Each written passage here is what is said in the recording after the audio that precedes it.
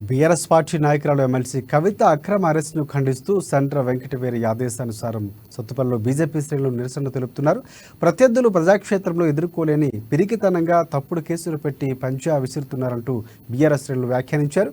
ఎన్నికల ముందు ఈడీని ఉసుకొల్పిన బీజేపీ ప్రభుత్వం మోదీ డౌన్ డౌన్ అంటూ నినాదాలు చేస్తూ నిరసనలు చేశారు. బీజేపీ ప్రభుత్వం బీఆర్ఎస్ కేసీఆర్ని రాజకీయంగా ఇరుకును పెట్టాలనే ఉద్దేశంతోనే కవితను అరెస్టు చేశారని ఆరోపించారు.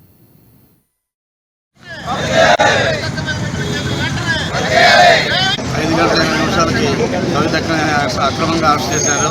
ఇంతకుముందు కూడా ఎంక్వైరీ జరిగిన ప్రతిసారి వాళ్ళు చెప్పేది ఏంటంటే ఈడీ చెప్పింది ఏంటంటే సుప్రీంకోర్టు కూడా చెప్పింది మేము అరెస్ట్ చేయని చెప్పి మరి నిర్బంధంగా ఏమీ ముందు నోటీసు కూడా ఇవ్వకుండా మరి 5 గంటల 20 నిమిషాలకి అక్రమంగా అరెస్ట్ చేశారు. ఇది తీవ్రమైనటువంటి మరి ఒక రకమైన రాజకీయ ఉద్దేశంతో కూడుకున్న చర్య తప్ప ఇది ఏదన్నా ఉండే మాట అయితే మనకి ఉన్నటువంటి చట్టపరంగా పోతే ఇబ్బంది లేదు. కానీ చట్టపరంగా పోకుండా ఒక రకమైన దురుద్దేశంతో రాజకీయ కక్షతో చేశారు ఈ అరెస్ట్ని. దీన్ని అందరూ కూడా మరి యావత్ సమాజం కూడా ఖండించాలి.